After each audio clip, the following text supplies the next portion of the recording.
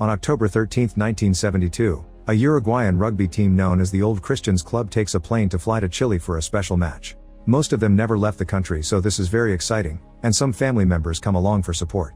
When they start approaching the Andes Mountains that separate Chile and Argentina, the plane shakes a couple of times. A passenger explains that the warm winds from Argentina collide with the cold mountain air, which creates a suction effect that causes slight turbulence. However, as the plane keeps going, the turbulence gets worse and suddenly the plane sinks a few miles. The pilots force the plane to keep going through the stormy winds while everyone holds tight and watches their things fall in the corridor. For a second they see the sun, only for the plane to go down again and hit the mountain as it breaks in half. One of the players is blown away with the tail of the plane while the front keeps going until it crashes into the snow, sending all the seats clashing against each other and killing multiple people in various gruesome ways. One by one, the survivors try to let go of the shock and leave their seats to help the passengers who got trapped. There's blood everywhere and two med students try to guide those with broken limbs to help them calm down. A few guys check on the pilot, but he dies after just a couple of words and the radio isn't working. Others try to scream for help to no avail. The temperature starts dropping fast, especially when night falls, so the survivors huddle together inside the plane, using bodies and bags to try to cover any holes. Many of them can't stop panicking or crying, so they try their best to comfort each other. In the morning, they discover a few more people have died frozen. The storm has passed and the sun is strong, so they look around and see nothing but snow and mountains for miles. The group decides they must start working to survive. They take out the seats and debris from the plane so there's room for everyone to sleep at night. Then they move the wounded survivors to the spot where they can receive the most sunlight, prioritizing their care. Any object they find that may be useful is put away in the suitcases for protection, and all bags and suitcases are searched thoroughly for food. The bodies are moved away from the plane and kept together nearby, covering them in snow to keep them from rotting in hopes they can take them with them when help comes. On the first day they already have 11 dead people, plus the one guy that flew away. Once they're organized, they have a little snack, already being careful to ration their food to make it last. Suddenly they hear a plane fly by, so they try yelling and waving their arms, but they aren't found. On their second night, they're ready to sleep inside the plane, using the clothes from the bags as blankets and covering the hole with the suitcases. On day 3, Nando finally wakes up. He's been unconscious since they crashed, so they have to explain what happened. His body is in a terrible condition, but he still drags it on the ground to be with his sister, who isn't doing very well either. When Nando asks about their mom, they have to inform him she died, which makes him think about his father alone back in Uruguay. Afterward, they use some metal to start melting snow for water. They also make a huge X on the ground with suitcases, hoping they'll be seen. When another plane flies by, they try to make the sun reflect on mirrors and keep on yelling.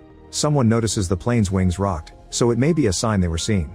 The next day, they hear the plane again, but it's far away, meaning they're searching in a different area and didn't see them. The group starts to discuss survival options and remembers there were some batteries in the tail, so they should go out to find it. After building some goggles with mirrors and the leather from the seats, 4 survivors start going up the mountain to find the tail.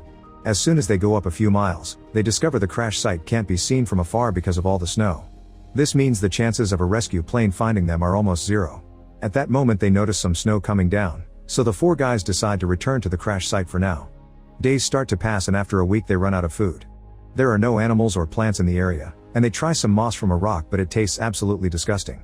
Nando mentions that he'll eat bodies if he must, and soon an argument ensues over whether they should take meat from the dead passengers.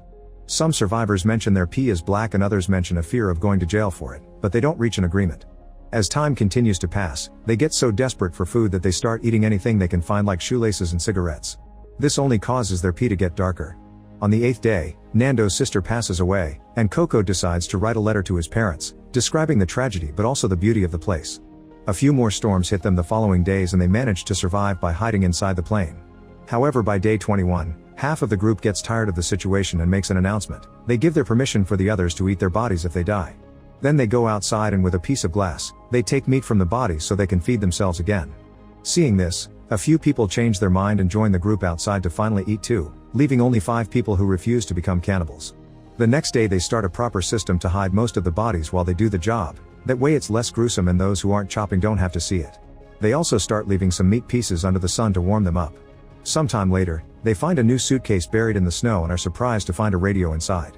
After building a rough antenna, they manage to turn it on, only to learn from the news that after 66 search missions, the government has decided not to look for them anymore. The entire group has a breakdown as they lose all hope, and 4 people give in and eat human meat. Afterward, 3 guys decide to go out and look for the plane tail properly this time. The first thing they find is lots of debris and 5 bodies, including the guy that had been sucked out of the plane during the fall. They keep moving as fast as they can, which is hard because there's a lot of slipping down while climbing and freezing winds making it hard to breathe. At night, they huddle together against the side of the mountain and try to sleep with a storm raging around them.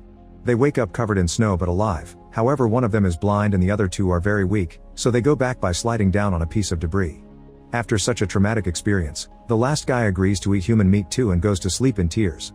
On day 17, the group has been dealing with a storm for 5 days. They stay inside the plane and try to tell stories to keep the mood up, but suddenly an avalanche comes down, burying the plane and filling it with snow. As the few people that manage to stay on top panic, one of them goes outside, only to notice the storm has gotten worse. Then they desperately start digging in the snow to bring out all the passengers that got buried, and they even pee on the snow to make it melt faster. After lots of work, effort, and screaming, they manage to get everyone out except for a woman, who was so deep down that she died quickly. At that moment they hear a weird noise and discover another avalanche coming, which buries them again and kills a few more men, including the team captain. The survivors immediately create a few holes so they can breathe, but as they keep on waiting, they can only pray while they hear the noises made by falling snow. When they recover some energy, they move 8 bodies against a corner. On day 18, they've been buried for 2 days and the hunger is getting painful. They have no choice but to start getting meat from the bodies, but this time is much harder because they can't hide most of the bodies in snow to avoid seeing their faces. It means they know exactly who they are eating. This makes Numa so angry that he starts digging and breaking the windows, which ends up with the glass hurting his leg. Such thing doesn't stop him though, and he just keeps on digging.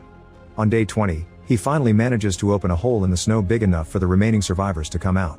After having a moment to relax and enjoy the fact they're alive, the group begins working on digging out the plane. Numa discovers he has a cut on his foot that he didn't feel because of the cold, but he ignores it and keeps on helping. Eventually the sunny days help them get the plane out and they even start considering sending a few men out on a search again, but they still have no way to survive the freezing nights out there. In the end they agree to wait a few more days since summer is around the corner. On day 34, the thaw finally begins. The 2 injured men from the beginning are very sick, and the med students know there isn't anything else they can do. In just a few hours, they discover Coco has his lungs filled with fluid, but no amount of CPR can help him breathe and he dies soon. When they take out the body, they find his letter and keep it safe. On day 36, the weather has improved enough for Roberto, Nando, Tintin, and Numa to leave on a new search wearing extra layers of clothing to survive the nights. Soon Numa starts feeling dizzy and he falls, so they check his foot and discover his wound is infected. The group thinks they should take him back, but Numa says he's strong enough to return alone and asks them to keep going. As soon as Numa returns to the crash site, he passes out. A few hours later, he wakes up to discover the other sick passenger is hallucinating before dying. The next morning, the group starts working on removing the ice from the cockpit too in case they may need it. Numa wants to help but can't because he's too weak, which makes him feel useless and frustrated. Soon the trio comes back with big news: they've found the tail of the plane. By doing a couple of short trips with the others, they bring lots of clean coats, bottles of rum, cigarettes, and even chocolate. They also find the plane's batteries, so they try to connect them to the cockpit to make the radio work. After lots of work, they manage to get some static going, but they don't get anyone to answer them. Days start passing again, and the group hesitates to go out because spending one night out there almost killed them even with the extra coats. Numa's infection is getting worse and spreading to the rest of his body. The food they found in the tail is still not enough, so they have to start stripping the bones of meat. By now it's become routine and it doesn't bother them anymore. Knowing he doesn't have much time left, Numa stops eating so the others can have more. They try to fix the radio again but the wires cause a small short circuit and they give up. In their fury, they write a message on the plane counting the survivors. During another trip to the tail, the group is surprised to find some waterproof fabric that was covering the pipes. They immediately bring it back and start putting together a sleeping bag that will allow them to survive the nights outside. The smaller radio is still working and they hear on the news that even though 58 days have passed since the crash, the Air Force is planning to send another aircraft to search for them. An argument ensues over how to proceed. Some of them think they should wait for the aircraft, while others point out that they never see them down here so they should go looking for help. Frustrated, Roberto tears off the sleeping bag. Afterward, the group decides to distract themselves by making bird noises as they see them fly by, and they find a camera that they use to take a bunch of pictures. That night, Numa gives them permission to eat his body, and in the morning they find him dead. There's a note in his hands that says there's no greater love than to give one's life for friends. Inspired by these words, Roberto, Nando, and Tintin decide to go out again. After getting the new sleeping bag and lots of meat, they start climbing west with the goal of crossing the mountain to reach Chile. The weather gets really windy at night, so they dig a hole in the snow and huddle inside the sleeping bag, which allows them to survive until morning. When they finally reach the top of a rather tall mountain, they're devastated to discover there is still a huge amount of miles to cover. For a moment they consider giving up because they don't have enough food for such a trip, so Tintin volunteers to go back, that way the food will be enough for only Roberto and Nando. The trip is incredibly long and difficult, but after lots of walking, the duo finally comes down to the valley, where the ground is more rocky than snowy. When Nando's shoe breaks, Roberto simply ties some fabric around it and they keep going. One evening after dinner, Roberto ends up throwing up, but Nando comforts him and in the morning they're moving again. All this effort pays off because they eventually find a river with fresh water and even a little lizard. At that moment, they look up into their shock, they find a man on a horse staring at them. He's on the other side of the river and the noise of the water doesn't let him hear them correctly, so after seeing them scream and wave their arms, he throws some paper and a pencil at them. The duo explains who they are and the man takes the paper back to make some calls. Soon the message reaches the air rescue service and a new mission is planned. The man comes back for Roberto and Nando and takes them to his cabin, where they can eat proper food at last. In just a few hours, the area is surrounded by reporters who don't hesitate to ask awkward questions.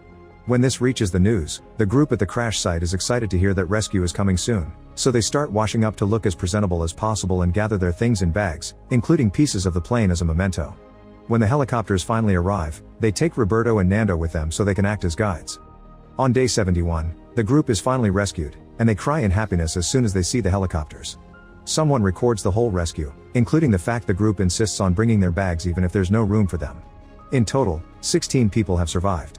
Once they reach the city, their families are already there waiting to welcome them back. Then they're taken to the hospital, where a huge crowd is waiting to call them heroes. The doctors keep the reporters out and run full tests to check on their health, especially since they notice the skeletal state of their bodies. Since they can barely move, they help each other have a shower, and then their families get in charge of their grooming. Each survivor is given their own bed, but that night they're still dealing with the aftershock, so they huddle up to sleep as a group. Make sure to subscribe and turn on notifications so you can watch more videos like this. Thanks for watching.